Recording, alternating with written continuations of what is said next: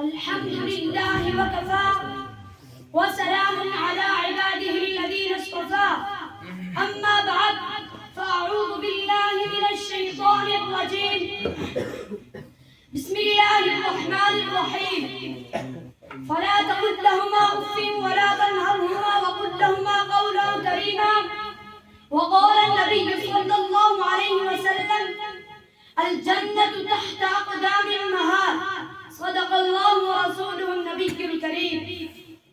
محترم اساتذہ کرام اور میرے عزیز ساتھیوں، آج کی اس مبارک مجلس میں میری تقریر کا عنوان والدین کا مقام ہے. اللہ پاک مجھے اخلاص کے ساتھ بولنے اور ہم سب کو اس پر عمل کرنے کی توفیق عطا فرمائے. خداوند قدوس نے کلام پاک میں فرمایا اپنے والدین کو اف تک مت کہو اور نہ انہیں جھڑکو اور ان سے نرمی آواز کے ساتھ بات چیت کرو.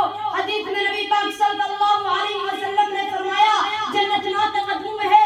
ایک مرتبہ سرکار دو جہاں محمد عربی صلی اللہ علیہ وسلم سے سوال کیا گیا ما حق الوالدین علی ولدی یا رسول اللہ، اولاد کے اوپر ماں باپ کا کیا حق ہے؟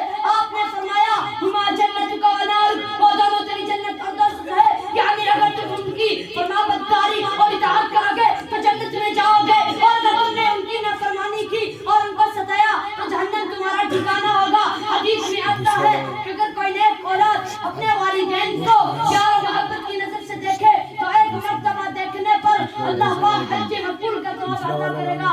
صحابہ نے عرض کیا اگرچہ ایک دن میں 100 مرتبہ دیکھے.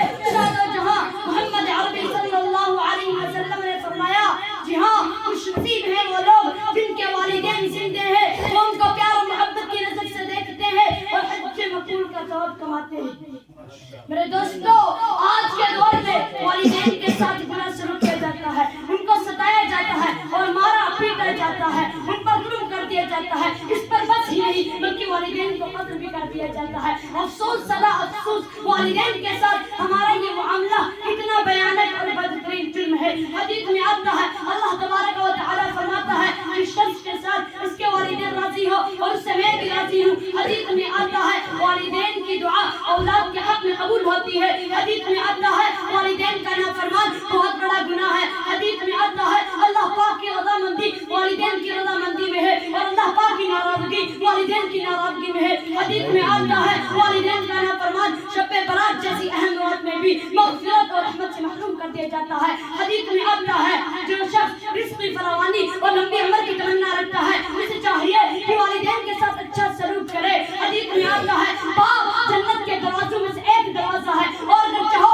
اس دروازے کی خدمت کرو اور اگر چاہو اسے ضائع کرو. حدیث میں آتا ہے جو شخص ہر جمعے کو والدین کی قبر کی زیارت کرے گا اس کے تمام گناہ معاف کر دیے جاتے ہیں اور جہنم سے نجات دی جاتی ہے. حدیث میں آتا ہے ایک صحابی والدین کو روتا ہوا چھوڑ کر جہاد شرکت میں تشریف لاتے ہیں. حضور پاک صلی اللہ علیہ وسلم انہیں واپس اٹھا دیتے ہیں اور فرماتے ہیں جاؤ جاؤ نہیں ساؤ جیسا کہ تم نے ان کو بنایا تھا. حدیث میں آتا ہے تمام فرشتوں میں سے اعلیٰ اور اونچا مقام رکھنے والے فرشتے حضرت جبریل امین علیہ السلام نے اس پر دعا پر آمین فرمایا ہے کہ ہلاک اور برباد ہو جائے وہ انسان جس کے سامنے اس کے والدین یا ان دونوں میں سے کوئی ایک بھی محبت کی حالت میں ہے اور وہ ان کی خدمت کر کے اپنے آپ کو جنت کا مستحق نہ بنا لے. سید الانبیاء صلی اللہ علیہ وسلم نے اس پر دعا پر آمین فرمایا ہے. بزرگوں کا مقولہ ہے اگر علم چاہیے تو استاد کی خدمت کرو اور اگر دولت چاہیے تو ماں باپ کی خدمت کرو. میرے دوستو، ایک مرتبہ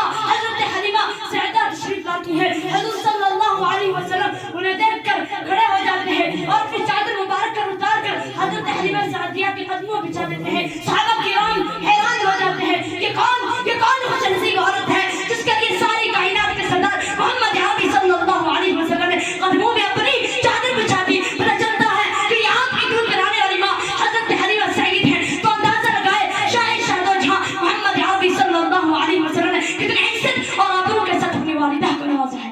میرے دوستو، حضرت اویس قرنی کو دیکھیں، ماں کی بیماری اور خدمت کی وجہ سے پوری زندگی آپ صلی اللہ علیہ وسلم کی خدمت میں حاضر نہ ہو سکے. آپ صلی اللہ علیہ وسلم کو ان کی یہ عادت اور طریقہ اتنا پسند تھا کہ صحابہ کرام کے سامنے ان کی تعریف فرماتے تھے اور نیزہ اپنی صحابہ سے فرماتے تھے اور اگر تمہاری ان سے ملاقات ہو جائے تو استغفار کی دعا کریں.